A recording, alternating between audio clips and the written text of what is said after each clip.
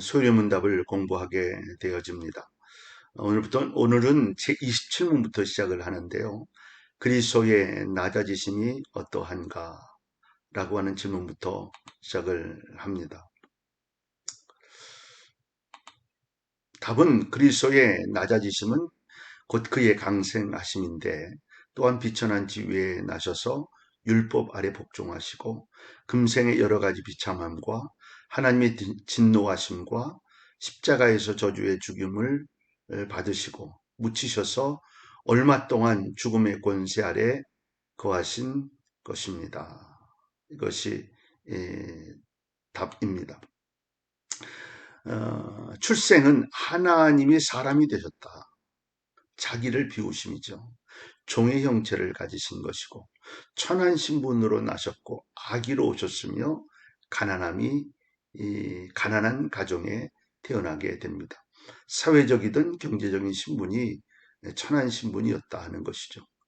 율법 아래 복종을 하셨는데 율법의 주인이신 분이 주님이신데 그 율법을 지키셨어요. 도덕법도 지키셨고 또 의식법도 지키셨다. 이생의 비참함은 각종 이생의 비참함을 겪으셨는데 여러 가지 질병에 대한 모습들도 겪으셔야 했고 사단의 유혹도 받으셔야 했습니다. 하나님의 진노는 우리가 받아야 할 그 진노를 죄 없이 받으셨다. 그 진노의 문제를 해결함으로 우리가 구원받는 은혜를 경험하게 되죠. 십자가에서의 저주와 죽음, 버림받고 조롱받으시고 또 정죄함을 받고 하나님과의 단절, 큰 고통을 겪으셔야만 했어요. 희생의 제물로의 역할을 하셨던 것이죠. 장사되어 하나님이 무덤에 갇히셨다. 죄의 값에 따라 죽음의 권세 아래 거하신 예수님의 육체가 3일간 죽음의 권세 아래 계셨다. 이것이 예수님의 낮아지심을 소개하고 있습니다. 이걸 도표로 보면 그리스도의 낮아지신 상태를 보면 출생은 자기를 비우고 종의 형체를 가지셨고 이 생의 삶은 율법 아래서 복종하셨다. 십자가의 고난과 죽음은 하나님의 진노였음을 이야기하고 죽음의 권세 아래 있게 된 것은 부활하기 전까지의 모습을 예수 그리스도의 낮아진 상태를 표현하고 있습니다. 28문 그리스도의 높아지심이 어떠한가? 낮아지셨던 그분이 높아지시게 되었는데요.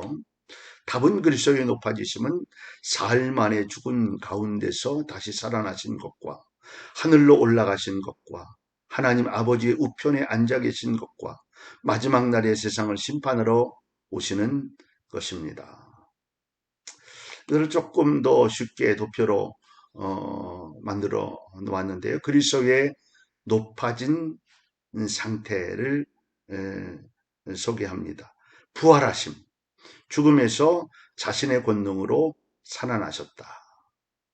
승리를 이야기하고 사망의 권세를 사로잡고 취하신 생명을 주심으로 언약의 머리가 되셨다. 그 부활하신 다음에는요, 승천하심이 있죠. 우리의 처소를 예비하기 위해 승천하셨다. 얻으신 선물을 우리에게 주시고자 교회의 몸을 세우시기 위하십니다. 아버지의 오른편에 앉으셨다. 가장 높은 권세를 이야기하죠. 순종의 상급, 마지막까지의 아버지의 순종의 끝까지 상급을 얻는 축복의 가장 큰 권세 있는 자리를 소개하는 것입니다. 왕, 제사장, 선지자로 통치하시는 또 교회를 위하여 만물을 복종케 하신 하늘과 땅의 권세를 가지신 자리에 오르셨다. 자, 마지막으로는요, 세상을 심판하러 재림하십니다. 구원의 완전한 성취죠. 마지막 성취, 대적을 물리치시고 마지막에 심판하심으로 완전한 공의로 심판을 하시는데 성도는 정죄함을 받지 않는다. 이것이 바로 그리스도의 높아진 상태를 표현하고 있습니다. 자, 29문. 우리가 어떻게 그리스도의 사신 구속에 참여하게 하시는가? 어떻게 예수 그리스도의 구속에 참여하게 되는가 하는 것이죠.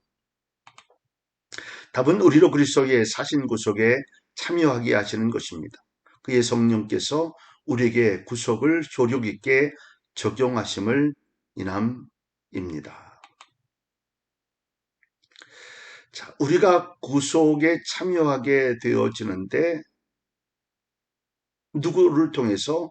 성령께서 어떻게 구속을 효과적으로 적용하심.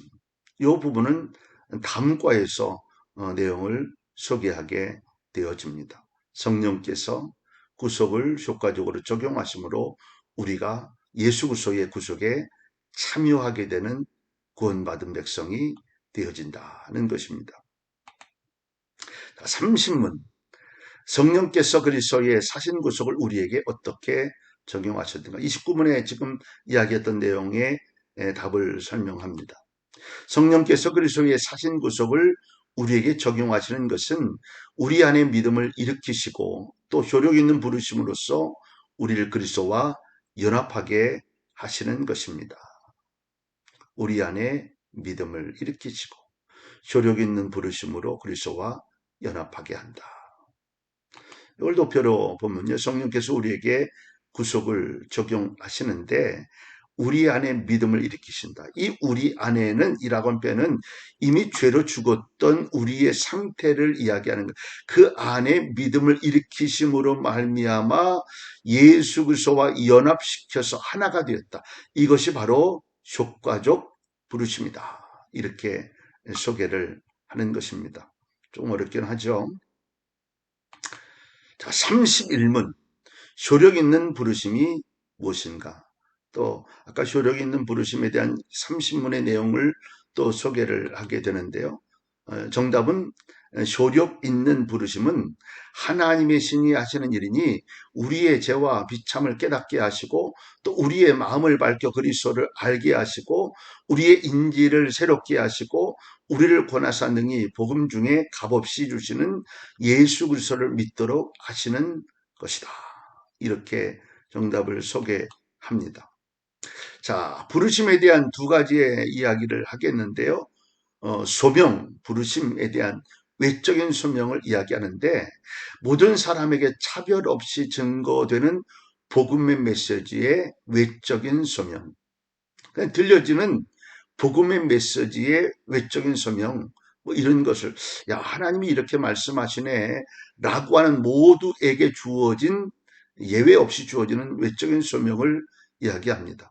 성령의 일반적인 역사고 또 일반 사역이 가능하고 그러나 마음의 변화는 없을 수도 있다는 거죠. 자, 두 번째는 효과적 소명인데요. 복음의 메시지를 들은 사람에게 언제나 실패 없이 부르칩니다. 그것은 거절이 불가능하다. 성령의 특별한 역사하고 마음의 변화를 받게 된다. 나는 목회자가 되기를 원하지 않는데 성령께서 강력하게 나를 주장하시는 거죠. 그런 자리로 인도하시는 거절이 불가능한 거예요. 내가 못합니다. 안 합니다. 뭐 요나처럼 그렇게 할 수 있는 것이 아니고 그 부르심 앞에 우리가 순응해야 한다 하는 거지. 그러면서 생겨지는 것은 마음의 변화도 생겨지고 주를 위한 사역에 감당할 수 있는 능력도 있게 되어지는 것입니다. 그날에 많은 사람이 나더러 이르되 주여 주여 우리가 주의 이름으로 선지자 노릇하며 주의 이름으로 귀신을 쫓아내며 주의 이름으로 많은 권능을 행하지 아니하였나이까 하리니. 외친다고 해서 다 하나님의 권능이 있는 사람은 아니다는 것입니다. 자, 효과적인 부르심에 대한 내용을 도표로 한 번 더 보겠습니다.